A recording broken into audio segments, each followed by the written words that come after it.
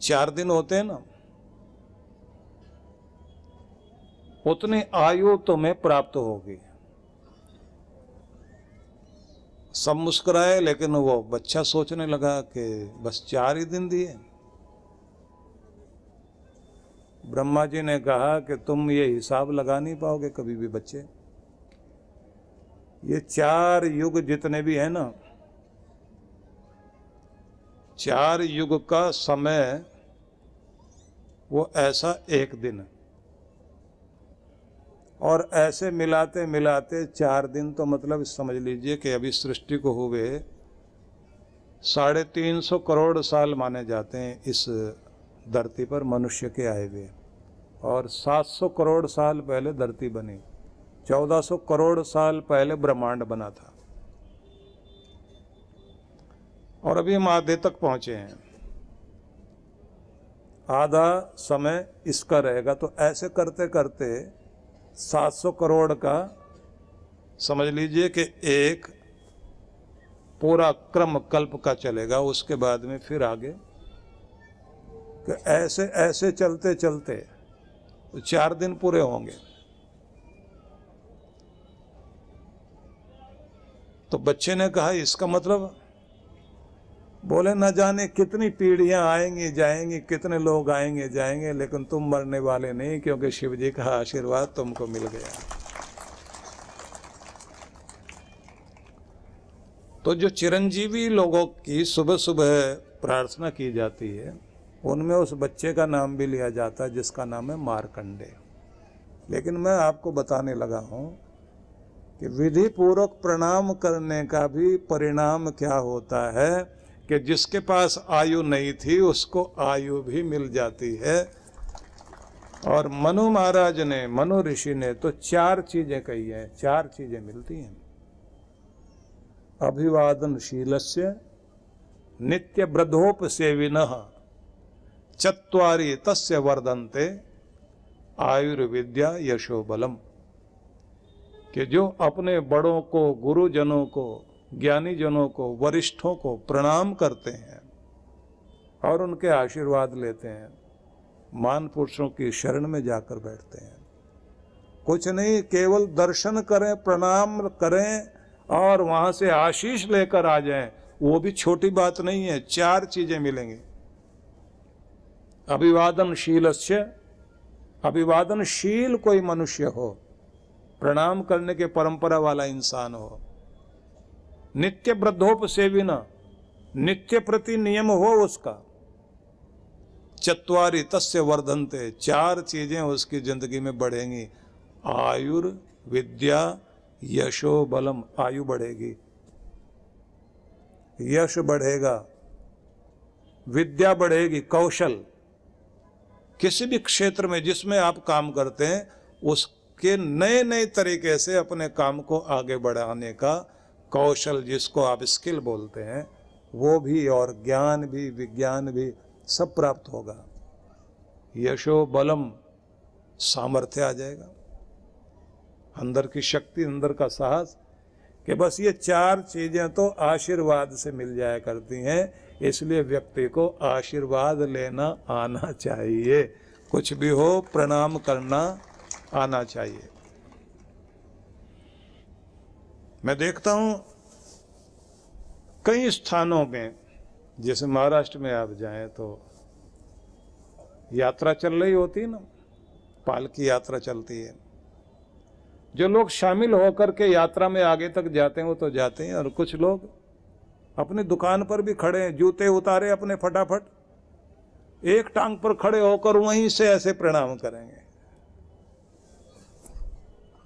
आजकल तो हालत ही ऐसी है, एक टांग पे क्या 2 टांगों पे नहीं ठीक से खड़ा हो सकता है।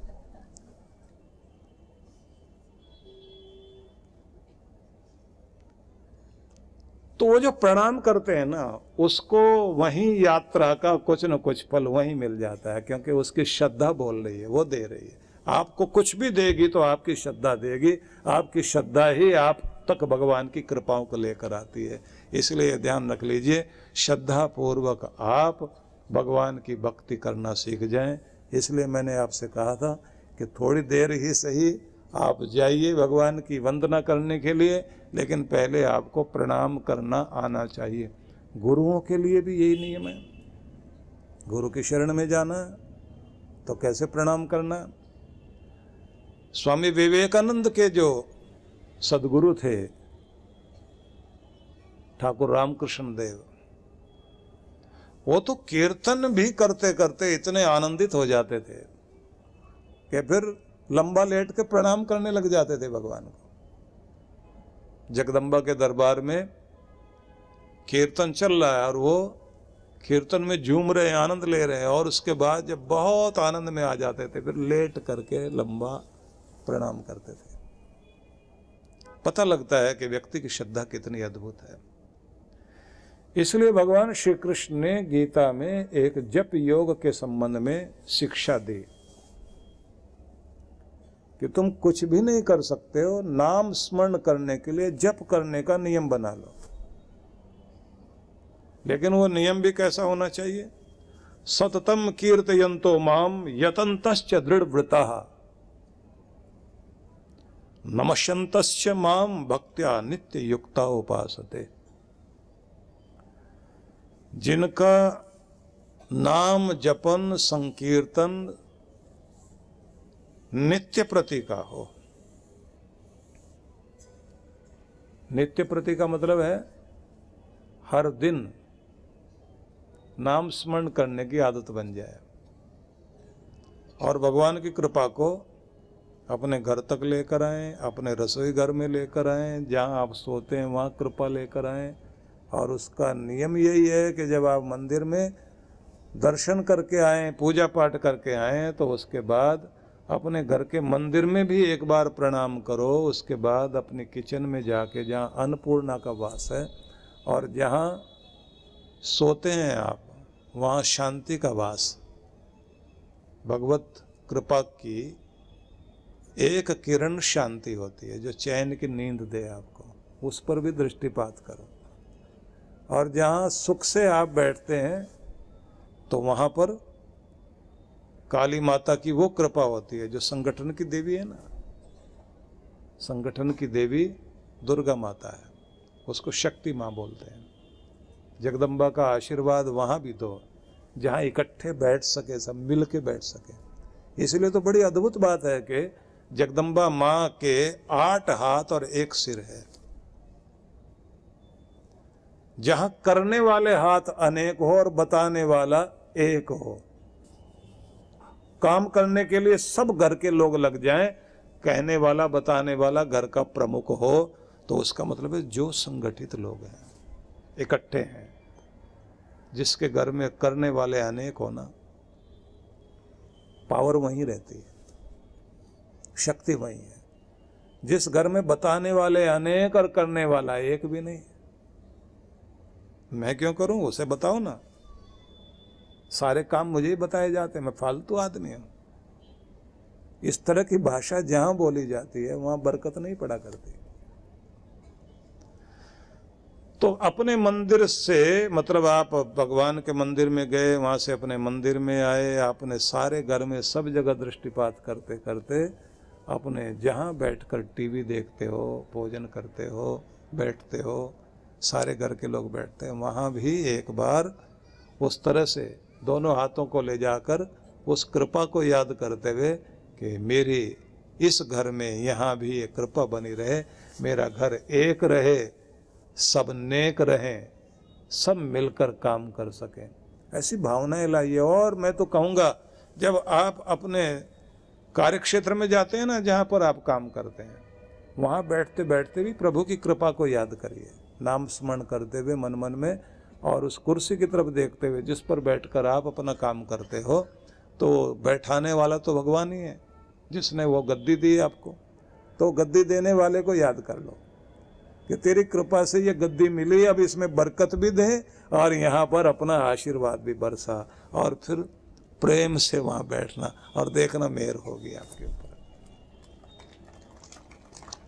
उस कृपा को लेकर घर तक आइए और अपने घर को, आपको लगेगा उस समय कि ये मैं कर क्या रहा हूं, ऐसे कोई कृपा आती है क्या? अगर भावना होगी तो जरूर आती है, और नहीं भावना होगी तो भगवान भी सामने खड़े हों तो कुछ भी फर्क पड़ने वाला नहीं। आप जरा सोचिए कि कृष्ण भगवान का नाम लेने से काम बन जाते हैं, लेकिन दुर्योधन के सामने खड़े थे कृष्ण भगवान, कोई फर्क पड़ा दुर्योधन को? कंस को कोई फर्क पड़ा हो?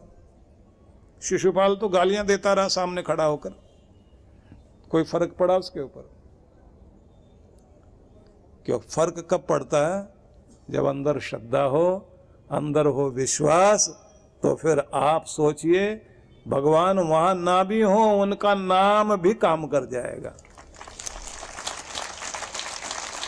इसलिए जो कुछ देगी आपकी श्रद्धा देगी, आपका विश्वास, आपका प्रेम, वो सब कुछ देता है। तो नित्य प्रति का नियम बनाकर आप अपनी भक्ति करें। तो एक छोटी सी सिमरनी 27 मनकों की अपने हाथ में जरूर रखा करो,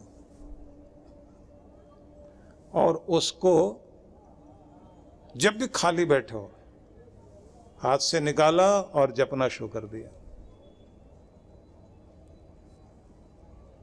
4 बार आपने उसको पूरा कर दिया तो माला पूरी हो जाएगी। और जैसे ही माला पूरी की, उसके बाद हाथ जोड़ के भगवान को मन मन में प्रणाम कर लो।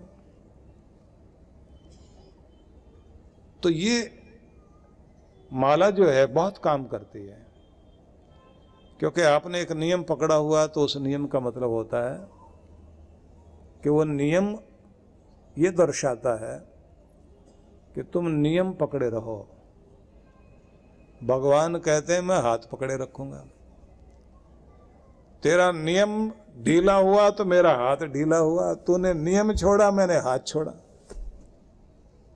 और तो नियम पकड़े रखेगा तो मैं तुम्हें पकड़े रखूंगा। ये वायदा उसका है, तो इधर आप भी वायदा निभाओ। नियम को ढीला मत होने देना। जिनका नियम गड़बड़ हो गया तो मन की आदत है वो जल्दी जल्दी निकलकर भागना शुरू कर देगा, रोज आपके नियम टूटने लग जाएंगे। नियम से आप रोज पार्क में जाइए, एक्सरसाइज कीजिए, सेहत मिलेगी। नियम से आप दुकान पर बैठना शुरू कर दीजिए।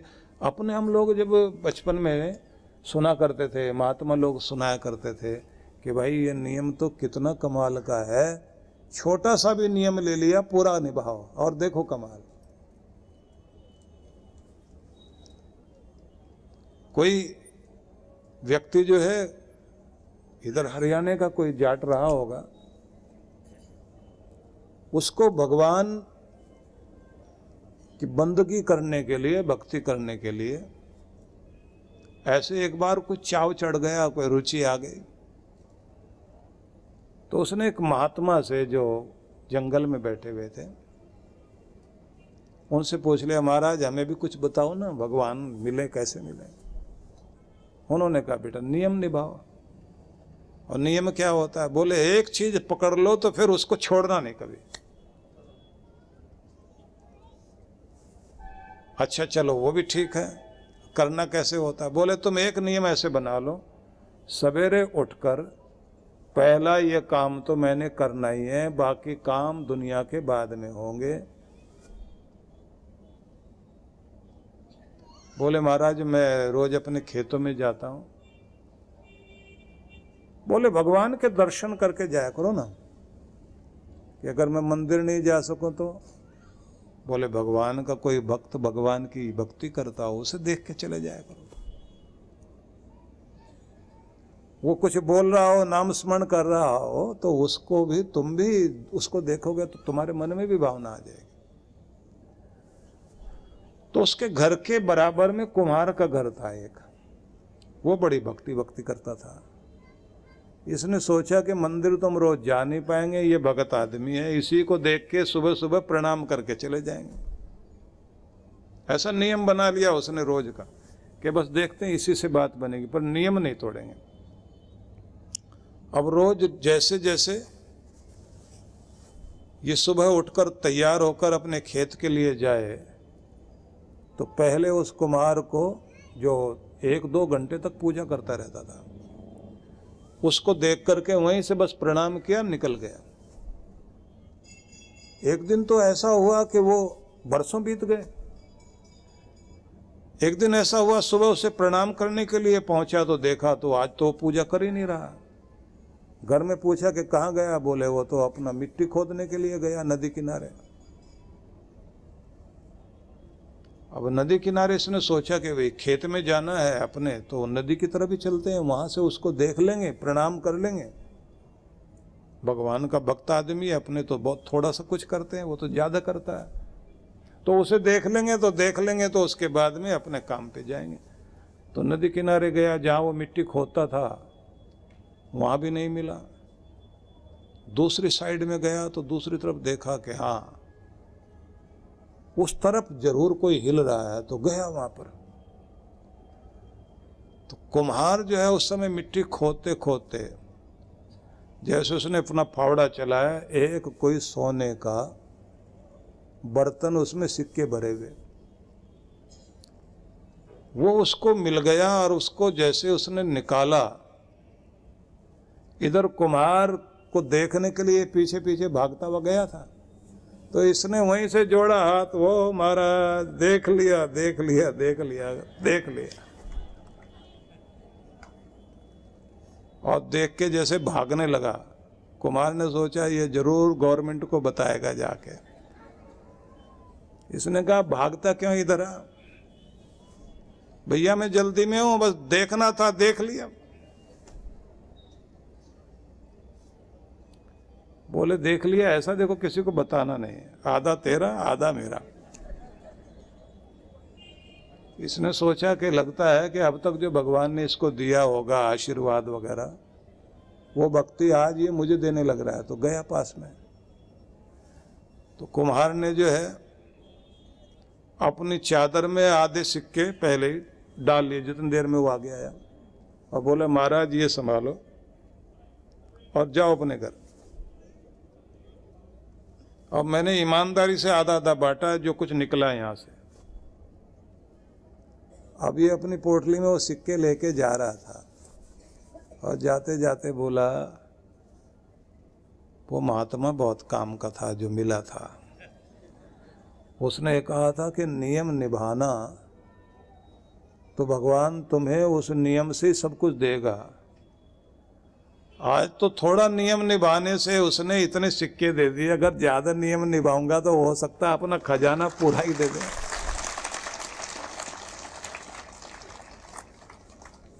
और उसके बाद उसने अपने खेत में बैठकर, बरगद का पेड़ था वहीं बैठता था,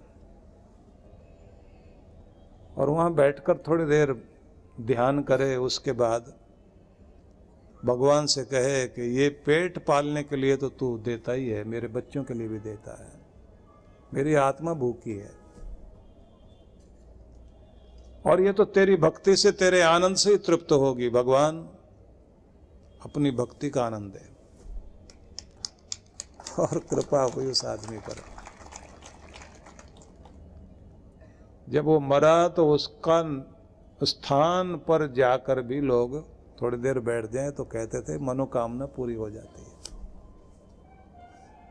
तो जरा सोच के देखिए आप, एक तो प्रणाम और एक आपका नियम, ये कितनी बड़ी चीज है। हमसे सब कुछ बनता है, एक तो ना नियम बनता। और अगर भगवान को प्रणाम करने भी जाएंगे तो गाड़ी में बैठे बैठे वहीं से शीशा नीचे किया, ऐसे ऐसे किया, निकल गए आगे। कोई स्कूटर पर हेलमेट लगाए लगाए प्रणाम कर रहा है। भगवान जी दया रखना। कुछ वे लोग भी हैं जो मंदिर में चले गए, ऐसी जगह खड़े होते हैं जूते निकाल के, जहाँ से एक बार भगवान देखते हैं, दूसरी बार जूता देखते हैं।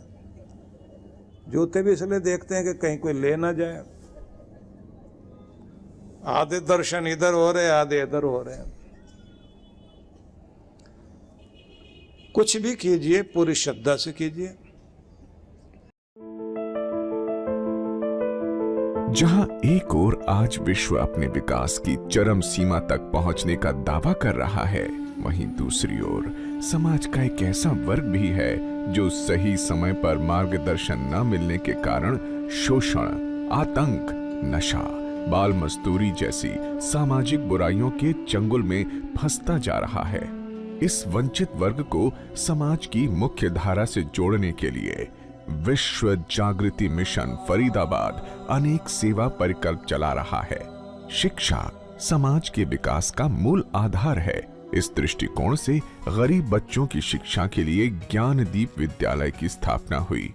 सन 2001 से प्रज्वलित वो ज्ञान का नन्हा सा दीप आज ज्ञानदीप विद्यालय के रूप में एक मशाल बन चुका है, जिसके आलोक में लड़के व लड़कियों की अलग अलग निशुल्क शिक्षा की व्यवस्था है। विद्यालयों के बच्चों को किताबें, कॉपियां, ड्रेस, जूते, बैग के साथ एक समय का भोजन प्रसाद भी निशुल्क दिया जाता है। जब ज्ञान तीर्थ की निस्वार्थ सेवा की गूंज देश के महामहिम राष्ट्रपति जी और प्रधानमंत्री श्री नरेंद्र मोदी जी तक पहुंची, तो उन्होंने भी सद्गुरु जी के प्रयास की सराहना करते हुए इन बच्चों को आशीर्वाद दिया। देश के प्रधानमंत्री श्री नरेंद्र मोदी जी ने बेटी बचाओ बेटी पढ़ाओ का नारा दिया है। इसी क्रम में सद्गुरु सुधांशु जी महाराज की प्रेरणा से बेटी को आत्मनिर्भर बनाओ लक्ष्य के साथ अनेक कल्याणकारी कार्यक्रम भी निशुल्क संचालित किए जा रहे हैं, जैसे सिलाई कढ़ाई प्रशिक्षण केंद्र, कंप्यूटर प्रशिक्षण केंद्र, ब्यूटी पार्लर प्रशिक्षण केंद्र, संगीत कला प्रशिक्षण केंद्र, योग और ध्यान साधना केंद्र। तो ये कुछ कलियां हैं जिनको आपके प्रेम की बूंदें मिलें, ये मुस्कुराएंगे, खिलेंगे और मनुष्यता खिलेगी और हम अपने परमात्मा के प्यारे इंसान कहलाने के योग्य बनेंगे। हम आह्वान करते हैं आप भी सहयोग देकर इन गरीब बच्चों की शिक्षा दीक्षा का भार वहन कर सकते हैं। बच्चों को विद्यालय की ओर से निशुल्क वितरित होने वाली सामग्री के वितरण में सहयोग कर सकते हैं। बच्चों के एक समय के भोजन प्रसाद की व्यवस्था में हाथ बटा सकते हैं। मेधावी छात्रों को पुरस्कृत कर सकते हैं। मैं इसके लिए आह्वान करता हूँ कि चले आइए, ईश्वर का मंदिर बनाने के लिए, मानवता का मंदिर बनाने के लिए हम मिलकर काम करें। बच्चे समाज और देश का भविष्य है। इनके उत्थान के लिए यदि आप भी इन बाल विकास योजनाओं में अपना सहयोग देना चाहते हैं, तो ऑनलाइन डोनेशन के लिए लॉगिन करें www.vishwajagritimission.org। अधिक जानकारी के लिए संपर्क करें